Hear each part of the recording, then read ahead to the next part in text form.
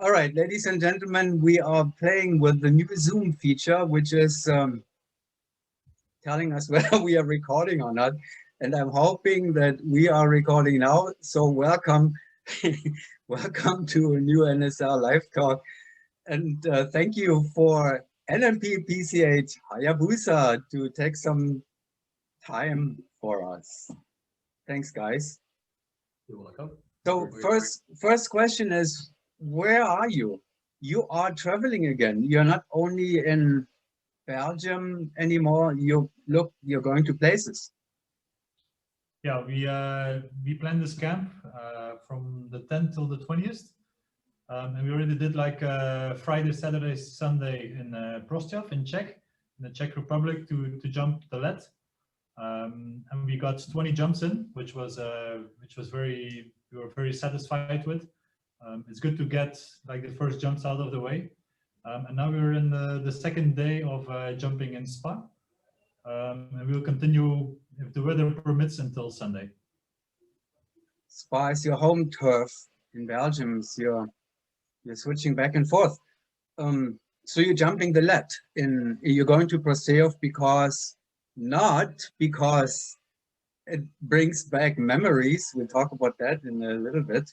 You're going there to practice from a specific jump plane. Yeah, exactly. Hi. Not only Mike never jumped the lead four-way. For me as a tail, it's also it's been my very first jumps out of the lead. Oh, yeah. Where? It's challenging. So, where did you make your first jumps? Oh, you mean now in four-way? The four-way training is your first. I get it. Okay. Never holding grips or doing four-way. So, so what is it? Is it significantly different? How about you, Mike? Have you jumped lead before? For me, even the caravan is hard, so. But yeah, it's quite different because the door it's not like straight; it's more like curved. Yeah, so you stand really strange out of the door, but with some training, you should be okay. Yeah, if you can use some language here, it just the door sucks. Yeah. Okay. Other people, I've heard this from other people, but you have to deal with that. I guess we all remember, well, let's say at least Andy and David, we remember Dennis too, of course, in Prostějov 2014, the Golden Knights with the world record 8-way round. I guess they also said the door sucks. Sorry, Andy? No, I think it's very natural that we always choose the same jump plane for the World Championships, but we do it especially for the lead because we know out of experience, me, Dennis, and Dave, how different that door is from all the other doors. And every aircraft has their specific difficulty, but this one has a little bit more. So that's why we just chose to go there already now. Yeah, that's not that easy. You know, we didn't have a lot of access to lead. I mean, Czech Republic was also locked down for a while, right? So yeah, here was kind of difficult to plan everything because we threw some training camps that we had planned out of the door and we just changed them over, and that's how we've been actually dealing with spring now going to summer. Now it kind of gets a little bit easier, but yeah, season has had its difficulties. So what is the specific secrets and specialties from the lead that you want to tell everybody now, especially Rhythm and the Qatar Tigers? What is important for exits from the lead? I think we'll talk about that after the World Beat. Okay, fine. All right, so let's go back to I mean, Prostějov really has a special meaning for you. For everybody who may not be familiar with that, cannot be many, but that's the first World Championship title that you, HayaBusa, won in four-way in 2014 at the same place. So when you go there now, is that a special feeling? Yeah, I mean, we arrived there, and I think all of us said when we were sitting in the car, like, oh man, yeah, how long has it been? Counting back the years, and yeah, you just walk into that town, and then you have so many memories coming back, like when we were training there a lot, like how the place we ate, and then you come to the drop zone, and you see the whole place again. It didn't change much actually, but you see the faces again, and yeah, it brings back memories. It was nice, yeah. Nostalgic. But I think also, do not forget it. I think the Czech Republic has been one of Hayabusa's most like interested place, because we won a world championship indoor, we won a world championship outdoor, and we won a World Cup in Czech Republic as well. So like that country in itself is a very meaningful place for the history of Hayabusa. Do you have the Czech Republic in your group at the World Cup soccer? No, no. You may run into them at some point. Who knows? By the way, let's get to this. Dennis Freight. You are not alone in Belgium with that name.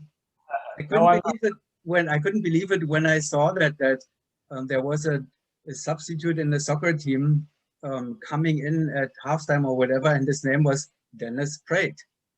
So tell us a little bit about this Dennis Freight. It's so funny because now Belgium is the number one in the world in soccer, right? Yeah. And he's not as our Dennis. Okay, Dennis I Freight. wouldn't do anything with the guy, only his bank account. He's what? He's what? Sorry? Bank account. That's the only thing that I would trade in. Account? I still didn't get it. Bank account, Kurt. Oh, you can share that with me. Then I would definitely share it with you, Kurt. Yeah, there's enough in it, I guess. So anyhow, Belgium now on top of the world in the two most important sports on the planet. You know, one is soccer, number one, and one is four-way formation skydiving competition, number one. That's pretty amazing. How do you do that? Even for many other sports, I mean, Belgium is a pretty small country, but we have a very big pool of really good athletes. Not only in soccer and skydiving, but we have many very good athletes. Also, ultra running, Kurt? Yeah. There's a Belgian guy who went and stole some American records about the Pacific Crest Trail, the Appalachian Trail. They're all on the name of a Belgian guy. Is that you? That's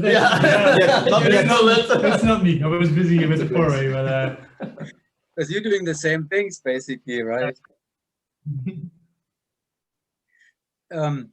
David, or the whole Hayabusa group, especially you, you are missing right now.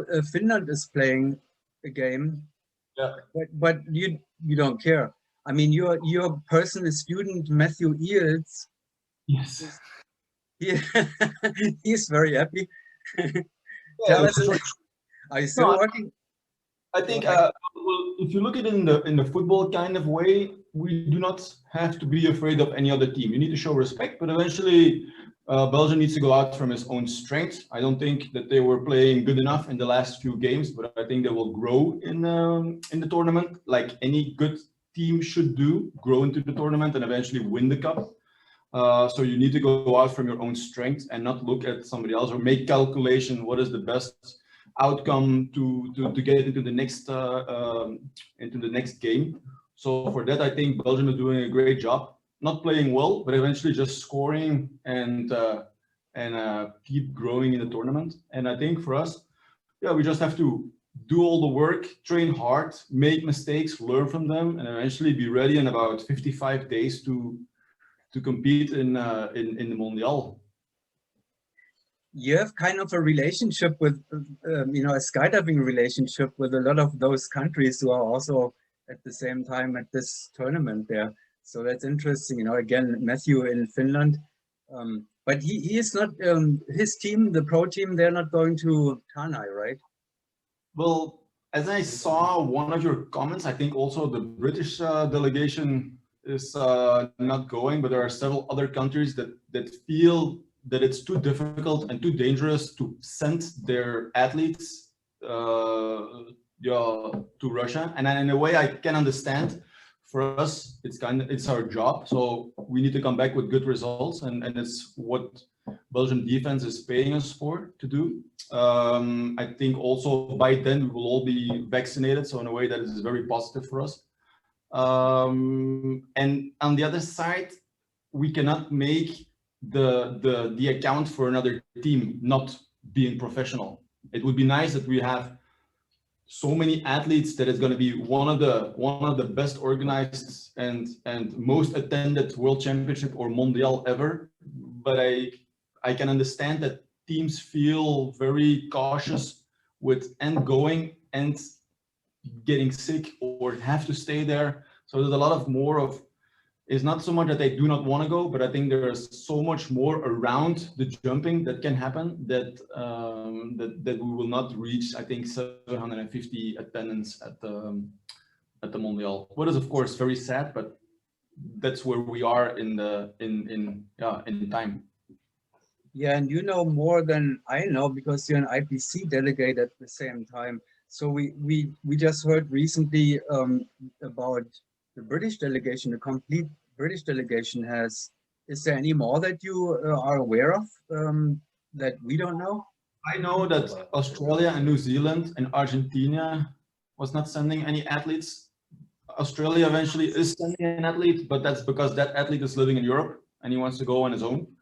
So it's a little bit out of Australia. And then for the rest, eventually it all comes from your NAC. If your NAC is not willing to send an athlete, then you as an individual or as a team, you're kind of blocked. you're blocked. So although you maybe want to go and maybe you can persist, you can insist so hard that you can go on your own risk. But I do understand that not everybody is super keen to go, and especially if you're not vaccinated already.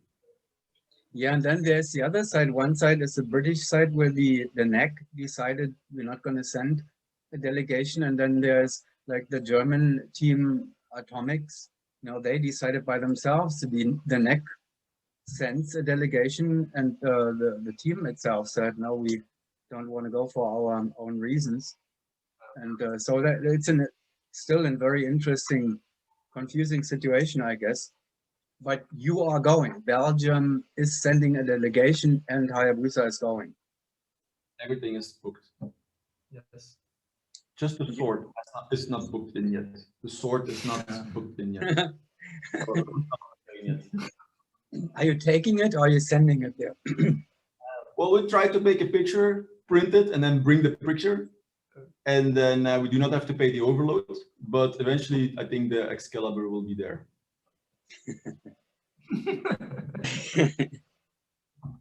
So let's talk about your training a little bit too. It was a hard time for everybody, but finally you are back in action and you're jumping from airplanes. How does that feel like? That's scary. Yeah. It's a good feeling because after like 6 or 7 months that you stay home and hope for go back to train, after 6 months it's good to be back, even because we have a World Championship in August, so it was good to be back in April.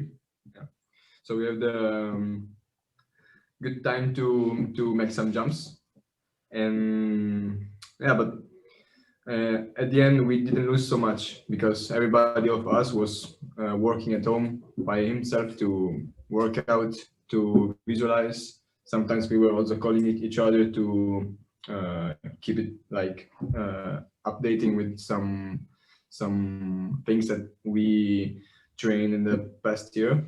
Debriefing the meets, that Arizona airspeed, that the rhythm we're doing. So we always were with our mind in the training. So at the end it was good to be back, we didn't lose so much. So we're good. We feel good. But you started earlier in Portugal, right? That was your first training, outdoor training, no? No, that was Ampurian. actually foreseen to be in Portugal, but like how I explained before, that travel in Europe is kind of difficult, so that we switched to Empuria. So we started with 2 camps in Empuria, and then we started with 1 camp in Spa, and then now we are where we are this time. Yeah. And yeah, like Mike said, we felt like we didn't really lose too much for where we picked up, and I think like even now we're getting into a very good moment where we want to be ahead of the Mundial.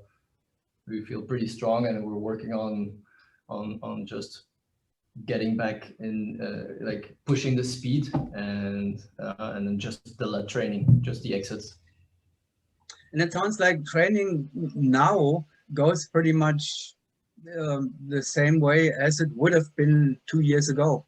You know, you got toggling back and forth between Prostějov and Spa, and you would have done that without the pandemic anyway, right? So at this point in time, you would do exactly what you are doing now.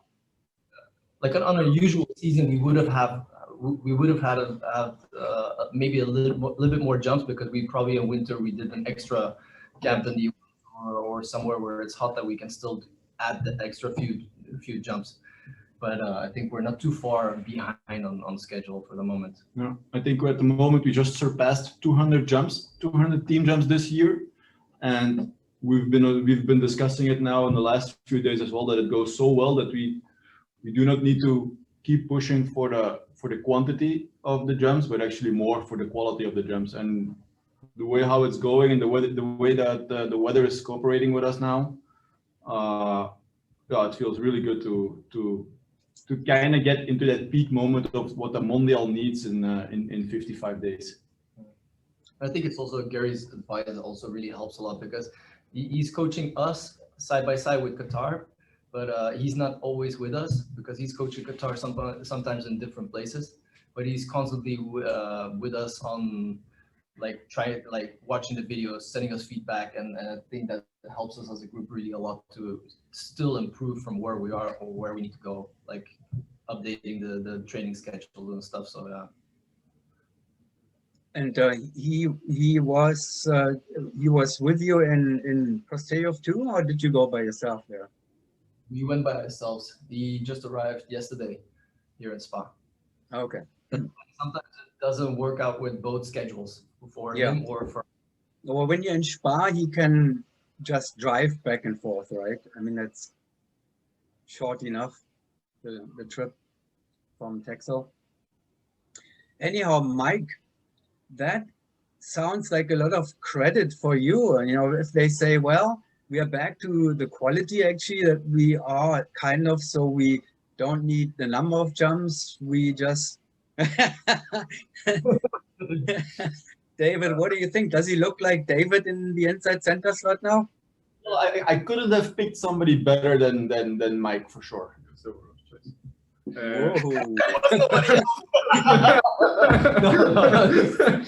No, but that includes yourself, Dave. That's really not to say these things. So he buys us beers. Now we have beer. So Kurt, I missed your question. What was your question? No, I was just asking, including you said that you couldn't imagine anything better than Mike in the slot, but that is including yourself, or? Sure, no. If I had one doubt in my mind that Mike was not able to do it, then I would stay a little bit longer for sure to keep the team on top of the world.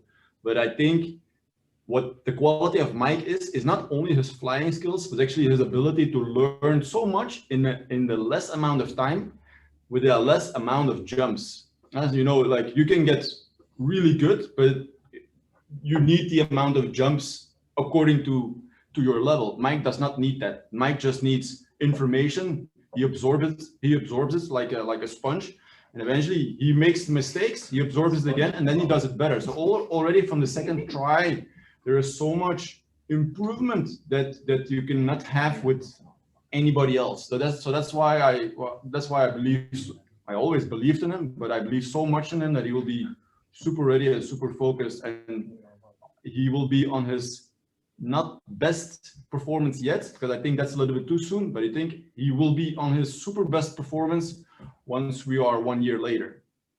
But he will be very good already now, and the team will be super sharp in the Mondial, but even more sharper next year. Mike, you must be blushing now. Is that embarrassing for you to hear all that stuff?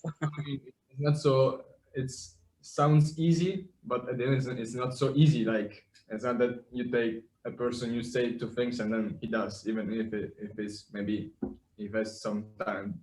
But behind all this, there's for sure lots of work and lots of homeworks.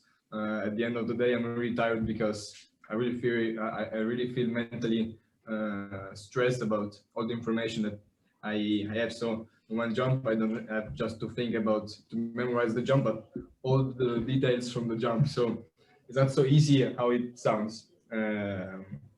He has a good peace partner, right? Yeah. I just wanted to ask Bob, you would have been my next question. Skydive book is now this big. Yeah. So Bob, yeah, you are his peace partner. So a lot of information is coming from you, I guess. Yeah. No, I must say, camp after camp, we keep on improving, and it feels like this camp we set another, we took another step towards where we want to be. And for me, everything feels a lot more natural. Mike stays a lot more balanced. The grips come where I want them, and they're very consistent.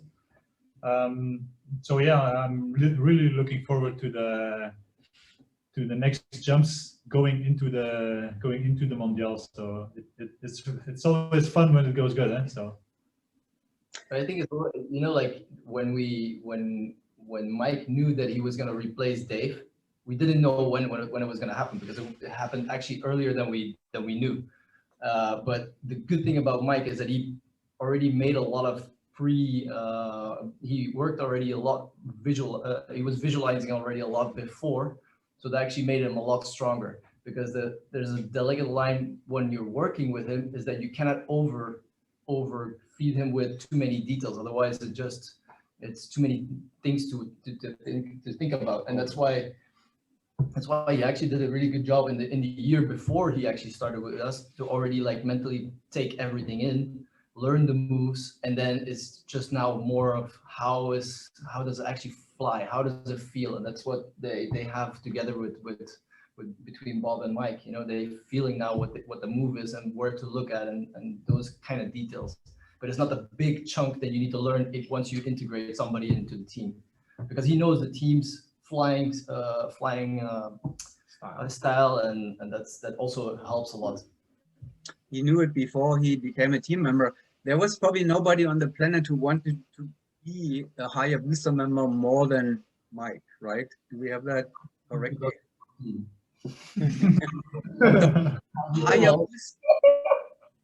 I think a lot of people would like to take up his place, but I'm not sure if everybody is capable of picking up his position or willing to put the effort. Because it's so much work, and he really understands, because for us it comes by years of doing it.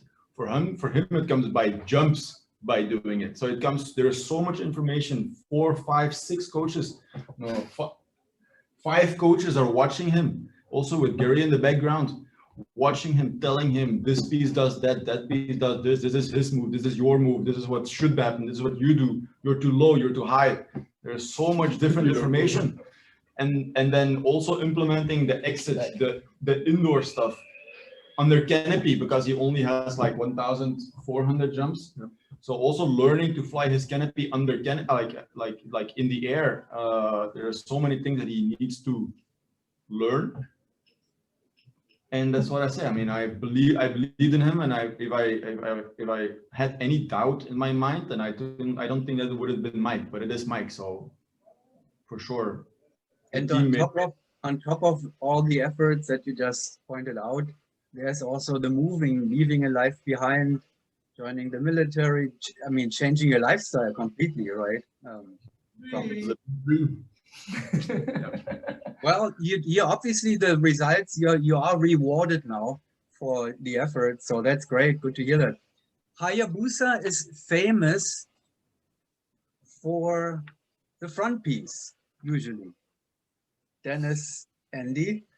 So let's ask the front piece. Do you still feel superior? Or are they catching up? I think we have a very good match. I think I don't really feel like that we were superior. It's just, but I think we have a very good match in the team dynamic, how we fly now, and also the extra speed that Mike puts in, like, and yeah, it just clicks. It's nothing that we're actually out flying anybody. No. No, I was kind of joking about it anyway. So, but seriously, now, Dennis, I think you just want to get into it more seriously. Me? I mean, I think for us as a front piece, it's not.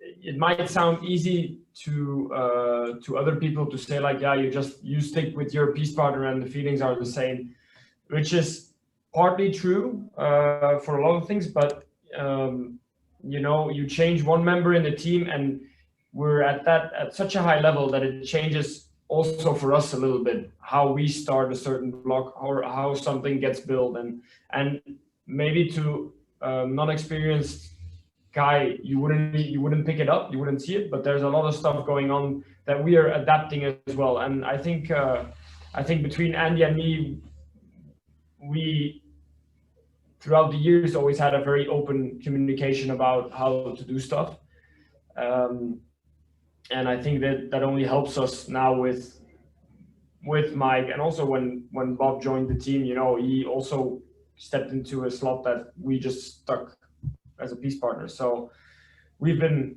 unchanged since end of 2010. So you would say it's easy, and maybe half of it is, but you still, when there's a new member in a team with this level, it changes as well. So it's not that we just relax in our beach chair and just keep doing what we do. We try to change and adapt as well. So And improve. But that's the fun part also, because it's not that you have the same lineup for 4 years, that you're doing the same thing for 4 years. It's like you're constantly adapting. Like there's always block techniques that you're changing, and that's why, like Dennis says, we have to have our team communication open, because we're constantly adapting, and that's for front, for back, with the video. That it always changes. Are you still going into the wind tunnel to do your own one-on-one training, Andy, Dennis, or anybody, to get better and faster and everything? No, Nobody liked me anymore. I think we've the team since 2019 more or less, when we had a big training for the indoor world meet in Wimby. From that moment on, we actually started to figure out that tunnel at one point doesn't help you anymore for the sky. Mm-hmm. So Shocking. it doesn't help you anymore for the sky. It's like, you know, all of us, we coach teams, and it also counts for lower level teams, that when they say, like, let's say block 12, it's like, hey coach, it's not going so well in the air. We need to drill this more in the tunnel. Mm-hmm. You're gonna see the tunnel, it's gonna work. Yeah. So that's only one small example of why the tunnel is maybe, yes, good to see some reps and some pictures, but at the end of the day, it's so much different in the sky. So we don't, barring from maybe flying a little bit with rigs, but even that, you have too many references in the tunnel. It's in a way, it's too easy. In a way. It is so great to hear this from you guys, because eventually I think, you know, many people are beginning to feel like this, and it brings all of us back to the drop zones, eventually back into the beautiful skies and the free fall and the clouds and the parachutes and all that. And the tunnel is a nice tool, and it will always be there. David, sorry, let me stop it. Nothing can Yeah, top please. Sorry, did you hear it or not? No, we didn't. So say it again, please, because I think we are both talking at the same time. Sorry. I said nothing can top the skydiving. Exactly. So I totally agree. And it's good to hear that from you, Dennis. another way to put it is, what is more impressive, to see a good indoor team or to see a good outdoor team? What is more impressive? You know, I think we had examples throughout the years to show us that actually the tunnel is not that hard.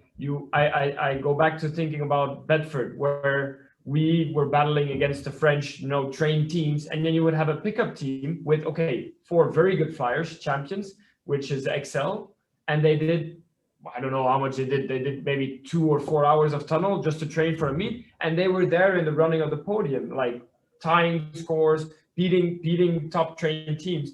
So, and that already shows you that it's not that, in a way, it's not that hard, the tunnel. You go up against teams that are training outdoor a lot, you know, they have so much good communication and feeling with each other.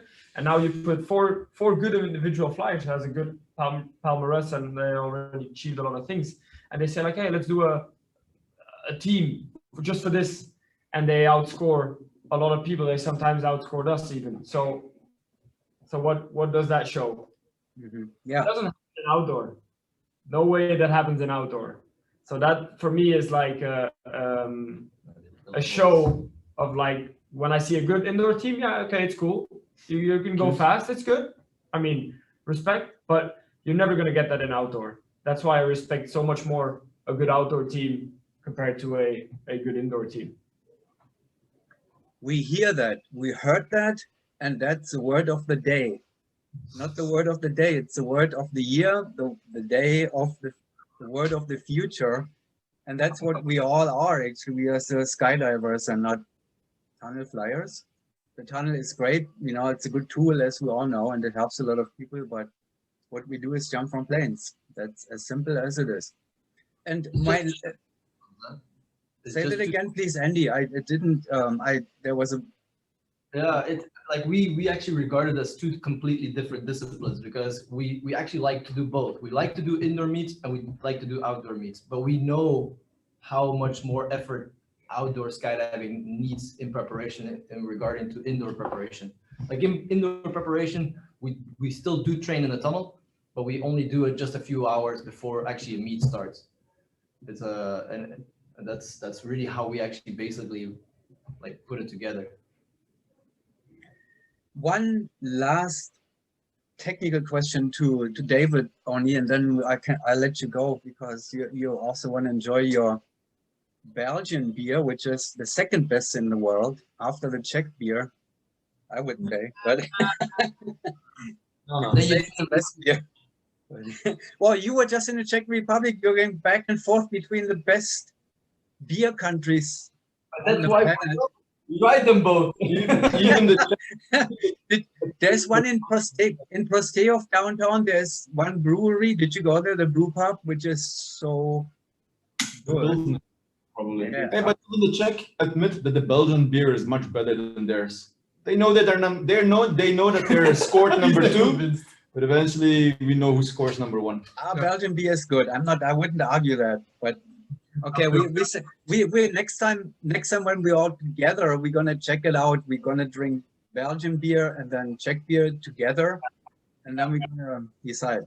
It's gonna be. So your question. The last technical was a technical question, David. Has the exit, is that changing for you too, from the LET, because you're filming the team now, so it's the first second is really important for the team. Yeah, for me, I'm very happy that we went, because standing on a camera position, it is totally different than what you expect from a caravan or from a twin otter. I don't want to go too much in detail, but I think people will be very surprised what the prop blast will give. Super surprised. Yeah. Interesting, because usually the exits from a twin engine, like the twin otter, they are easier than from a 1-engine plane, because you get the prop blast there. So, but that's not the same from the LET. The LET still has a strong prop blast, you say. Don't that LET exit for sure. Don't underestimate it. I know, because now that I'm standing in the back of that door, when I look towards where my Mikey was or is standing, and I'm thinking like, my God, Mikey, because I did that place as well. And I'm thinking, my God, Mikey, how can you hang on there? So I must have done that also in all the years that I was training there and standing there as well. And I must have felt that. But now when I'm standing on the camera position, looking at Mikey, I'm thinking, I hope that you can hold on, because that's super strong wind. Super strong wind. And that's why he has now one big bicep on one side. Show it, Mike, show it. Just to remind everybody, you know, with HayaBusa, the center inside is outside of the plane, not inside the plane. That comes from the old right-hand pattern. So we have to, you know, remember that when we talk about the exit setup there. And Andy is actually has the lazy slot from inside as the outside center. Love it. Love it. Give me more. Okay, guys, and that shall be it. I would like to continue for hours, but we have other things to do, and you know, it's been a long time, and I don't know if everybody is gonna. Well, this was so interesting. I'm sure everybody is gonna listen in very carefully. So, thank you very much. Enjoy the rest of the day and the training, and I still hope very much that we all meet in Tanai. And if not, then we'll hopefully talk before one more time too, before you go. You heard. Thank you. Bye-bye.